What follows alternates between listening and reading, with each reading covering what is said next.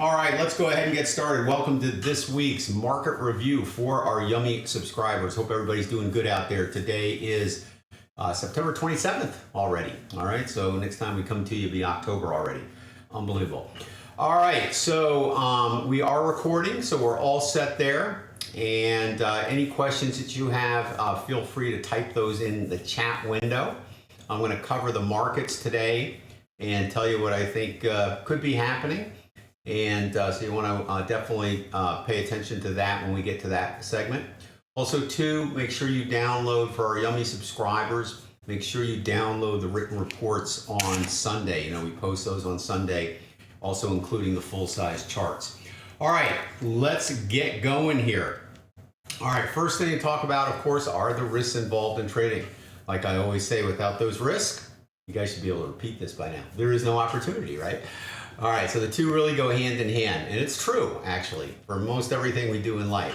The key is with risk, taking risks, is you kind of want to try to the best of your possibility to assess what's the worst case scenario that can happen to you when you're in a risky situation, and then try to protect yourself against that from happening. And so that's very something we kind of like to do with trading, obviously, okay? When we take a trade and it doesn't work, where are we going to get out, and how much money are we going to lose?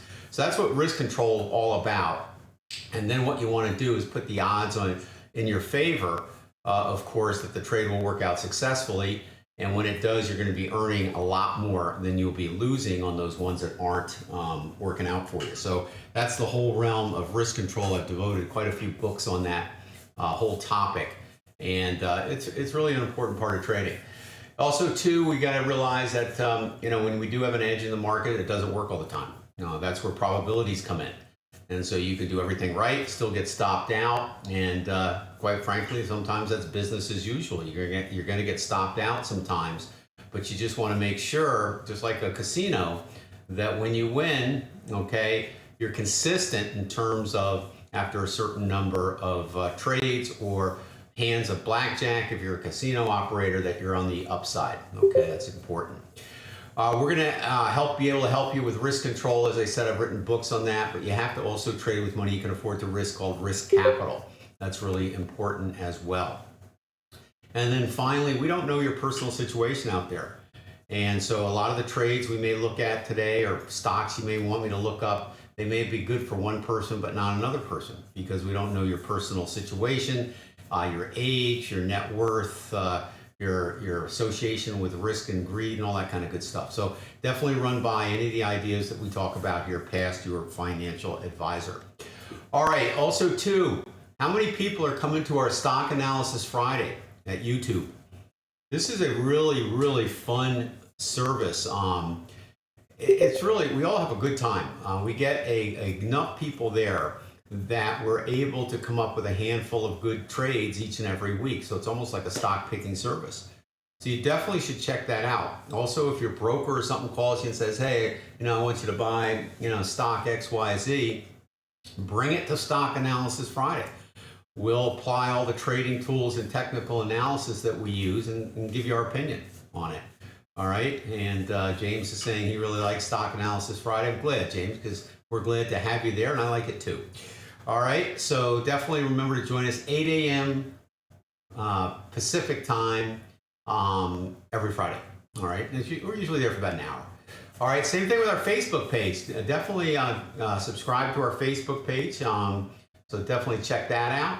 All right, so here are the announcements. We'll jump into some of the content right now for this upcoming week. So today, obviously, Wednesday, September 27th, we got NBA mortgage apps. Mortgage apps are down. All right, durable good orders coming out. EIA petroleum status report, no FOMC. You can breathe easy on that. Thursday, September 28th, usually the busiest day in terms of economic announcements. You got GDP, jobless claims, corporate profits, pending home sales, EIA natural gas report, Fed balance sheet. And then Friday, we end the week with international trade and goods, personal income and outlays, retail inventories, wholesale inventories, Chicago PMI, and consumer sentiment, okay? Oh, and don't forget the weekly Baker Hughes rig count. All right, so home sales. Let's talk a little bit, since we covered that topic on one of the announcements coming out for Thursday. So home sales are pretty low right now, and there's not much inventory still. But you know what? There's not that much demand anymore either. So they're kind of staying stagnant. Now, there's some problems with this. All right, what happens is when it's kind of quiet, any sale that occurs has a almost like an unnatural effect on the entire market, because when you have a lot of sales, you have a good idea of what homes are selling for. But when you have a sporadic one or two here and there, it can actually dramatically reduce the comparables that they can use for future pricing of homes coming on the market. So for example, let's say you had a house in your neighborhood. I can look up, my old neighborhood in San Diego, and literally maybe 5 or 6 homes are for sale. That's unheard of in that area, okay? But let's say you have somebody that's distressed, okay, and they sell their home for really, really cheap, all right? Well, now you've got an actual sale much lower than what people are expecting or listed for. So therefore, that brings the expectations down in terms of what the buyers think they can get, and also brings the comparables in the neighborhood down, all right, because you don't have enough sales to offset that one that's really bad. All right, so that's what could happen in this market. So it's kind of an interesting market right now, and rates are getting close to 8% for sure. All right, so we'll see. But in any case, as you know, I'm pretty bearish on the real estate market. I think it's due for about a 40% clip, so to speak, over the next year, but we'll see. All right. All right, so that's kind of the economic announcements there. We're going to look at charts, and we use our software when we do so, as you know. Okay. All right, and let's see who we got out there. I'm going to mute some people just in case they have their mics on until I get done with this. Frank, I'm going to mute you a little bit there too. All right, so you guys can turn your mics on a little later. All right, so here's the chart. Not really that new compared to what we've looked before, but what we've had new is the market selling off yesterday, going below that first support area. And the market's what, around 33, it looks like 546 and some change. So we're still below this area in here, right? So that's the first shot over the bow. We haven't been below that since July. Not super big deal, but the first shot, all right? So the next one we got to watch is this one at 429.82. All right, so let's just go over this for a minute. If we go on the upper left-hand side of the chart, you'll see 5 daily and 3 weekly. Okay, so just reading a comment there. All right, so you got 5 daily and 3 weekly, and that represented the overall high of the market back in 2022. We have not exceeded that high yet. Now that's kind of important, because being below that high means that we're still in the potential more than the other scenario of making more highs here. We're still in the potential for a severe market correction. And so after that high was reached, we had a 1, 2, 3, 4, 5 series down on the daily chart, which represented A wave on the weekly chart. Then we had an ABC correction, which represented B wave on the weekly chart. And then we had another 1, 2, 3, 4, 5, and C wave coming to an end pretty abruptly back in October, okay, of last year. And then since then, we've come up, we went above B wave, and then kind of, floating along here for quite some time. And we did make a new high in July and August, and now we're taking that out again here. So this wave here, as soon as prices went above B wave, it turned from a normal long-term ABC correction into a complex correction. And until prices break out above the 2022 high, that's basically all we can tell you, is that it's in a complex correction at this time. If it breaks above the high, then this turned out to be a minor correction inside a major wave 3, and so wave 3 would continue. I don't think that's going to happen. All right, I think we're getting ready to head on down. So if this here where we represented with D, a possibility for a top of D, okay, that occurred in August of this year. So we're kind of keeping a close eye on that to see if that gets taken out. Now, what certainly could happen here is we could go down a little further, have a break to the upside. That next move to the upside, after this sell-off that we've had this week is over, then what we want to pay attention to is the correction or possible rally after this is done and see just exactly how high it goes. Because again, if D wave holds, or even this little point here holds, then technically the downtrend from the top of D wave continues. And you can certainly see here, all right, that we had D wave, we had a move down, we had a move up, and now we've just taken out the bottom here. So technically you could almost draw a trend line right down there, right? So you've kind of got a downtrend, all right, in place. And so we kind of want to see if that downtrend, before it gets down to the C wave, all right, keeps on going, and it will go with zigzags. You're not going to have a straight line down, I don't think. Eventually you will, but not right now. So I think probably we'll have to see on these bullish moves now if they are bullish enough to change the downtrend since the top of D wave, if that makes sense to everybody. All right, so let's keep an eye on that. So we've got the first bearish support level breached. Now we're going to keep an eye on this next one at 31,429, and then the big one is at 28,660.94. If we go below that, that's the low of the previous low on this correction, which is currently represented by C wave. Then we're probably going into E wave with great confidence at that point. And then it's going to be quite a move to the downside. 60-minute chart that I gave you this week. All right, we've broken below that short-term support, indicating a bearish week. All right, so here's the big chart. All right, now this one was done March 5th. I also am going to show you another one I did recently, and then we update this on October 1st for our more people. All right, so this kind of gives you a little broader base look at what's going on in the Dow. All right, we got to go back to 2009. All right, we had a nice 13-year rally interrupted by election years and COVID, and then settled in 2022 at a high that has yet been broken. Since then, we had an ABC.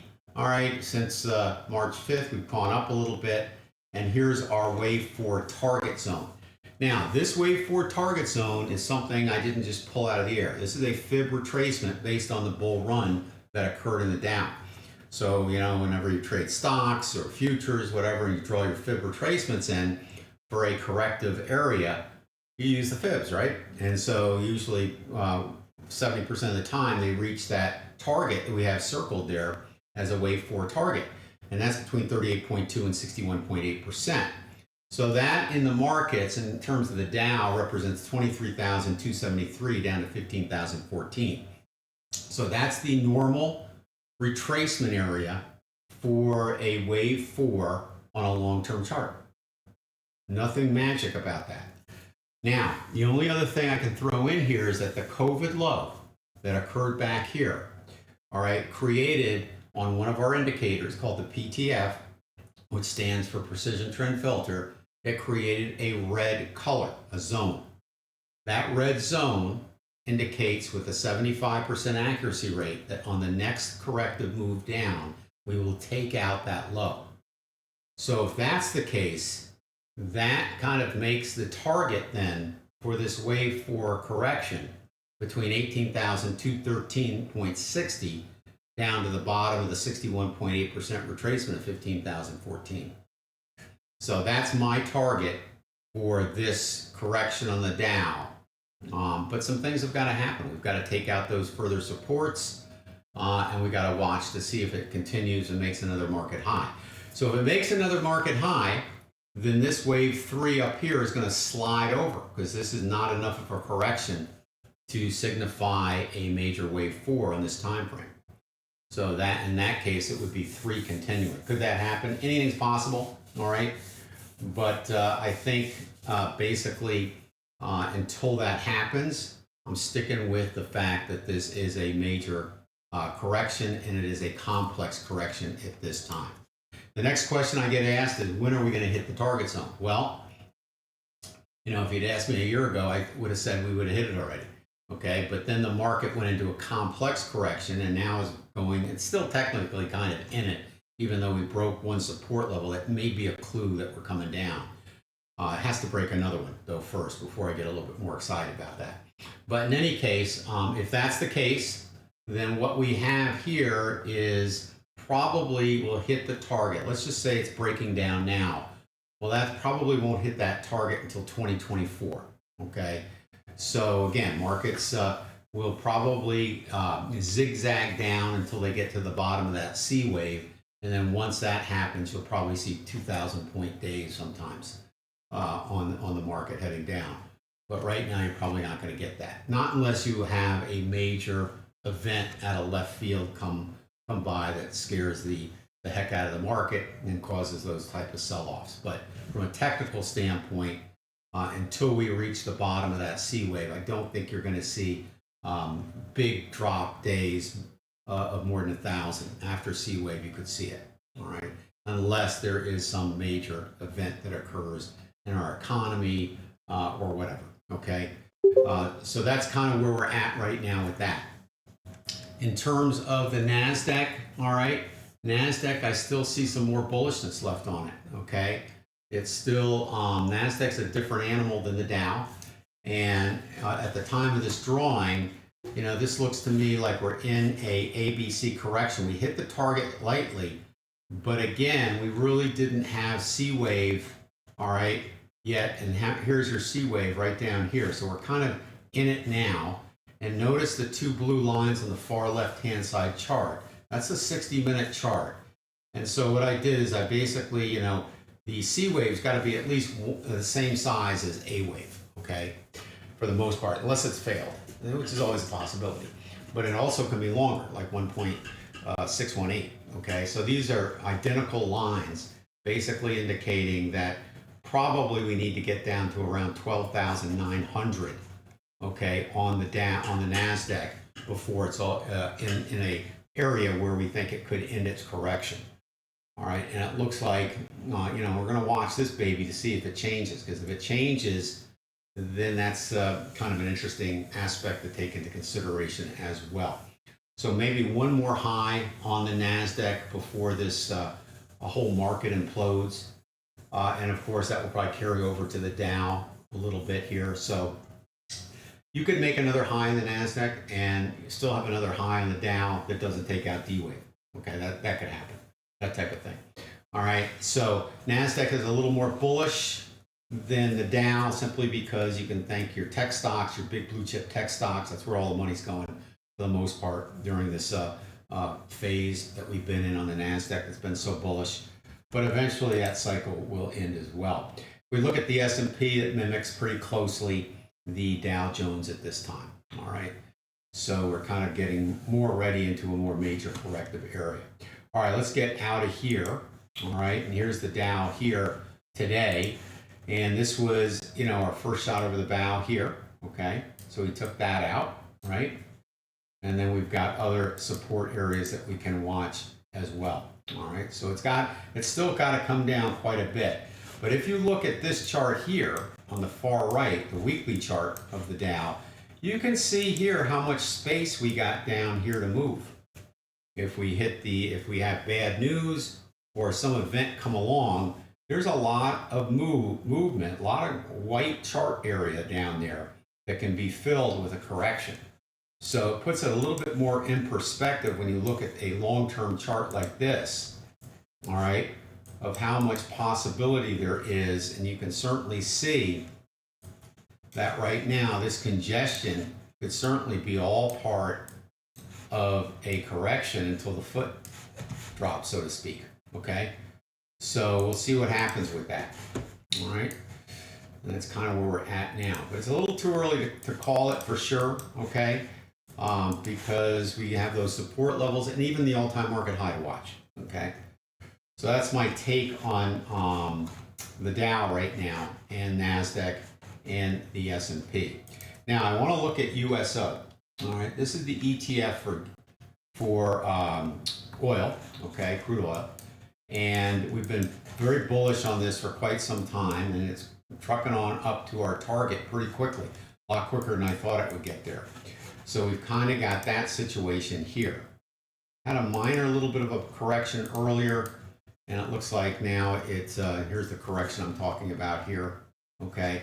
And now it seems to be heading higher. So I'm looking for probably, 100 to 124 bucks before we reach a significant high on oil, and then have another more significant move down before it goes back up again. All right, so it kind of, first big leg up. So, if you want to try to offset the prices at the pump, this may be a good way of doing it, because I could certainly see $8 gas prices in the future for oil as this trend continues. Okay, so that's kind of something to think about. All right, let's see what else we can look at here. Cryptos. Let's take a look at the cryptos. There's been some news on that, and some let's see how that's doing. There's a little bit of negative news coming out about it, but I'm not kind of worried about it yet, because from a technical standpoint, we expected a move down here. Let's see if that little bottom holds on GBTC, which is the ETF for Bitcoin. Okay, and if we look at Coinbase, which is another crypto here, we expected that to come down as well. All right, a little bit further down in here first. So again, green PTFs are kind of indicating that as long as those stay green, then there's a high probability of exceeding the highest area in the green, which indicates that any move down off that is a correction. And if you look at some of these, big move up, all right, profit taking, all right, and this is kind of the wave pattern you see in that before it goes again.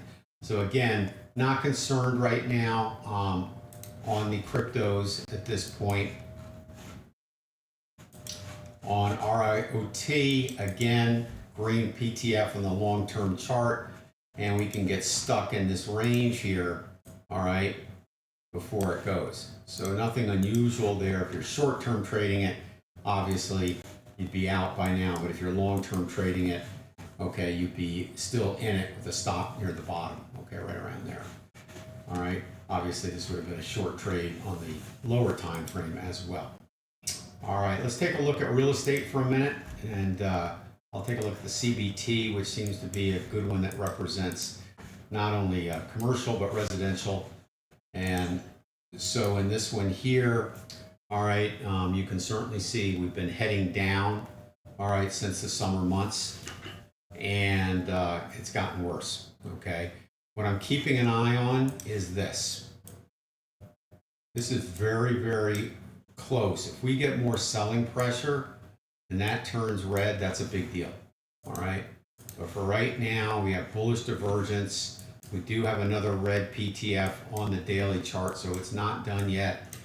And we have exceeded the bottom that occurred last March. So we're kind of heading on our way down there, all right? And I think we're close to a bottom, and I think it's got a little ways to go. So we'll certainly see. So real estate's been kind of a tough one, if anybody's been in that one. All right, let's see, WA. Let's see what we got cooking on that one. And who's this for? Al, this is for you. All right, so he's short on this one, okay? I don't know when you got short. I guess you're kind of timing this. So the only thing I can think about this one, Al, is the target's got to be the PTF target. So you're talking a low of around 36.97 on that, okay? 36.97. So if you stay, what I would do is if I was short at this time, I'd stay short and exit at that price, okay? All right, let's take a look at BXP,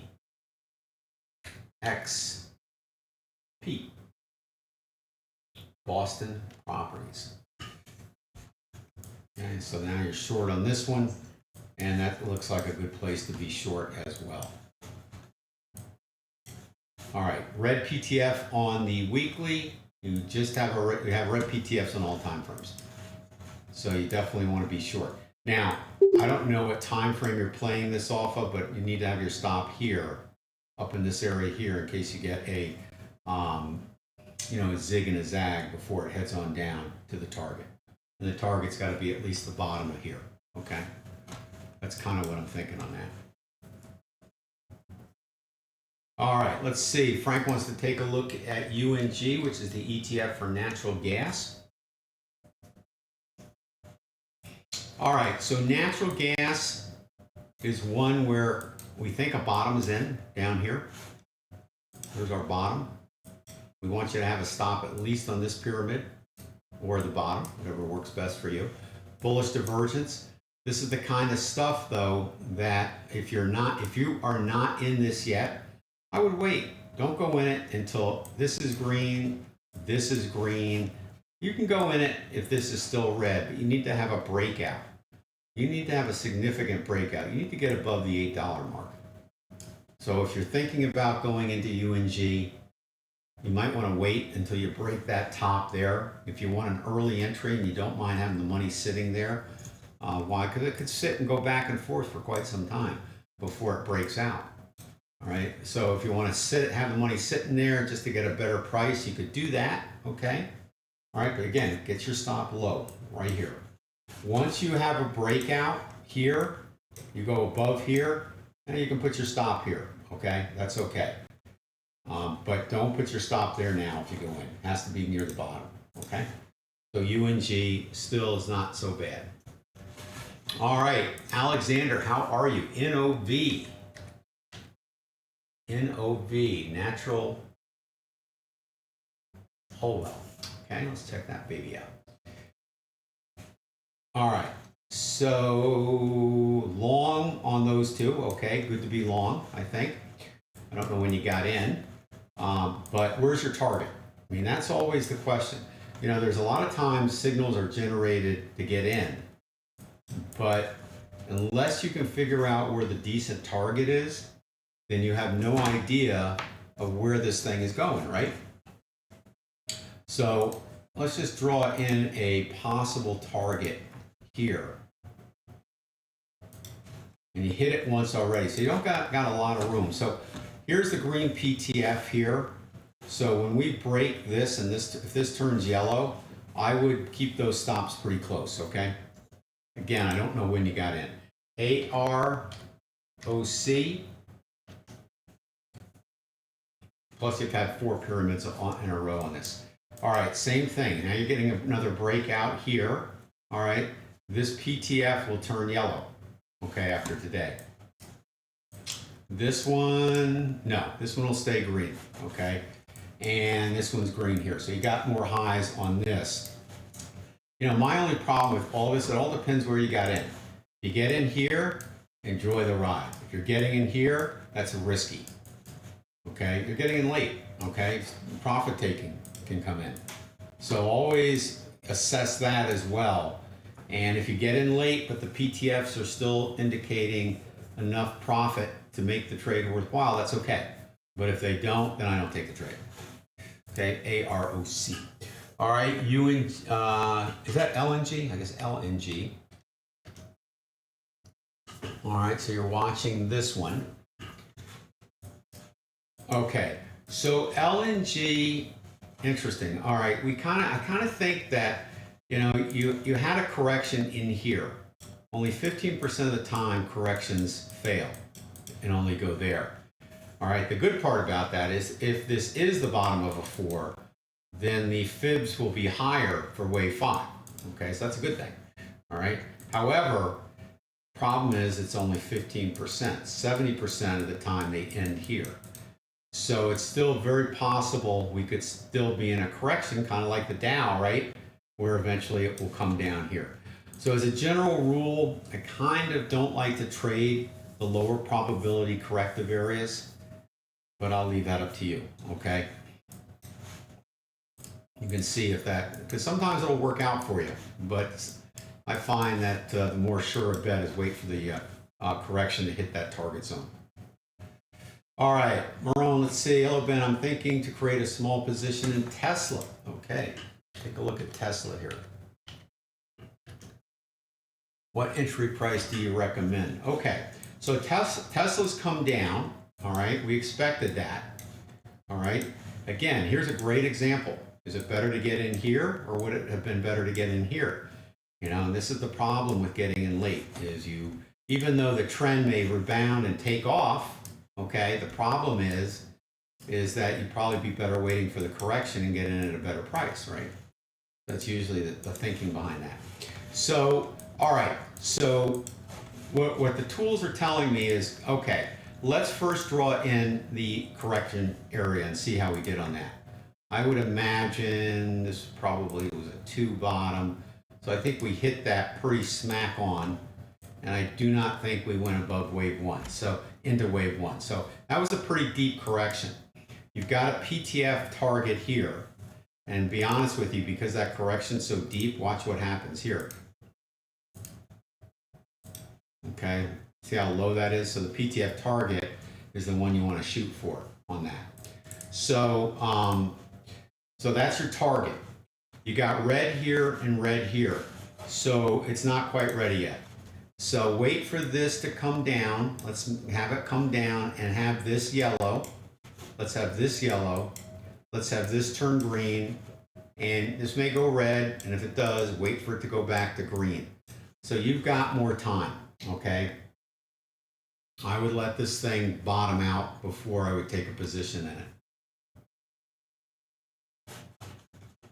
Okay? But yeah, after it does, I think you can do that because the PTF, I think you can go long after this bottoms out because I think the longer term trend is going to come back up. And the PTF helps that forecast with good confidence, okay? All right, TLT, Alexander, another good one. TLT, let's take a look at that bad boy. And this will be the last one we do today because we're over the half an hour limit, and I got to get ready for my next webinar for client support. All right, so TLT is the bond ETF, all right? Again, like you, I'm watching this one. I don't want to miss it because when it bottoms, I think it's going to be a great buy. So it's coming down, right? Probably will keep coming down until the market starts to really sell off in a significant way, I would think. But I know a lot of people are pounding the table that, you know, now's the time. It's not. All right, we still got a red PTF on the 60. We do have a yellow here, so that's a good sign. And we do have a yellow here. So the PTF was spot on not trading this as a bottom here, right? A lot of people thought that was a bottom. This being red kept us from going long, and look what happened. Now it's facing more of a good bottom here, okay? So that's kind of what we're taking a look at here at this particular point. So, you know, this is a possible target range based on a fib retrace extension. So we may go down into that area or get close to it, right? So I'm kind of holding off, but I am watching it. I don't want to miss it when it gets down there, right? All right, so that's it for this week. So what you want to do is keep an eye on those support levels on the chart. That way you won't miss it if the market falls out of bed. I think it's premature to say sell everything. I think it's premature when people say that without looking at the technicals to make sure that it is appropriate to do that. Because when we break the support levels, that's when you can do that stuff. All right, until then, if you have a long position, have your stop in place to protect you, but be kind of careful and just, you know, if your broker calls you, check the charts on that particular stock. And if it's already way up, then it's much more risky to get in now than to have gotten in the early part of the trend. So, you know, kind of double check using the technicals. But anyway, the first support level has been broken. So that's a shot over the bow, and let's see if that develops into something more. And that's where we're at right now. All right, so thanks everybody for coming. We did record this, so the recording will be up. So if you ever miss one of the live sessions, the idea is you can go back and look at the recording and get updated. All right, so there you have it. And this recording will be actually posted in 2 areas. So Gene has asked me to post some of these on the YouTube channel. And also we'll post some of these in the normal area on the client support where you can get it as well. Okay. All right. Have a good one, and we'll see you next week.